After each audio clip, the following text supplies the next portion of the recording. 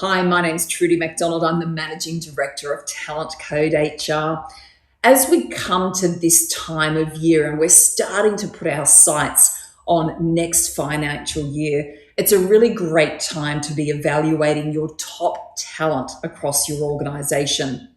When we talk about top talent, these are individuals in critical roles who not only need to be displaying the behaviours that are going to take your culture to the next level, but they're delivering on the outcomes that you need them to. So a key question to ask yourself at this time is, are you investing in developing your top talent, or are you prepared to replace them? Let me put a little bit of context around that question because it can be quite a confronting one. The first thing to ask yourself as you look across your top talent is, are there individuals who are simply being good versus being great? And as Jim Collins will tell us, good is the enemy of great.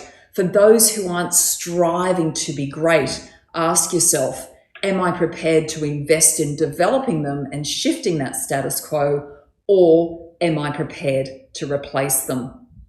The second question you may want to ask yourself is how energized your team are. Do they have the motivation and the will to continue developing and learning, or are they starting to stagnate? And if they are stagnating, what is it that you're doing to inject energy into their role and make sure you're setting them up for future success?